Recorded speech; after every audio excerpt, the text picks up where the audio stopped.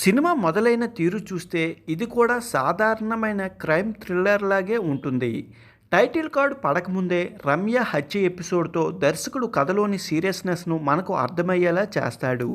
Hero ధ్రువ case చేపట్టిన వెంటనే తన దగ్గరున్న ఆధారాలతో అరవింద్ను అనుమానితుడిగా గుర్తించి విచారణ తీసుకురావడం చాలా వేగంగా జరుగుతుంది.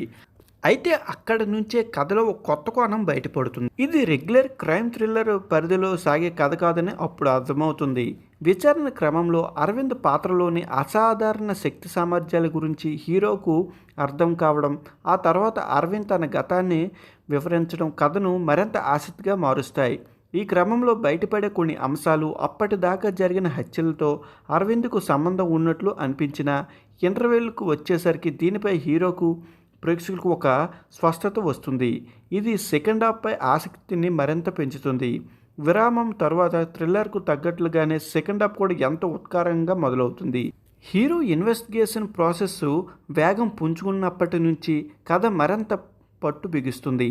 చివరి వరకు సస్పెన్స్ను బాగా మెయింటైన్ చేశారు. ముఖ్యంగా క్లైమాక్స్లో చాలా ఉత్కంఠభరితంగా ఉంటుంది. హంతకుడు ఎవరనేది ప్రేక్షకుడు ఊహించలేనంతగా ట్విస్టులు ఉంటాయి. ఈ తరహా కథ విజయ్ యాంటనీ కొట్టిన పిండి.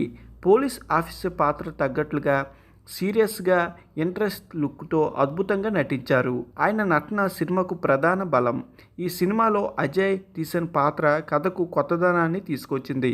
మొదట్లో సైకో కిల్లర్గా నెగిటివిటీ షేడ్స్లో కనిపించిన సెకండ్ హాఫ్కు వచ్చేసరికి ఒక మినీ సూపర్ హీరోలా అందరినీ ఆకట్టుకుంటాడు. ఆయన నటన సినిమాకు పెద్ద ప్లస్ పాయింట్. విజయ్కి సాయపడే పోలీస్గా బిగ్రిట్ నటన చాలా బాగుంది. సినిమా అయితే చాలా ఇంట్రెస్ట్గా ఉంది. సస్పెన్స్ థ్రిల్లర్ చూసే వరకైతే ఈ సినిమా మరింత నచ్చుతుంది. ఒకసారి చూసేయండి మరి.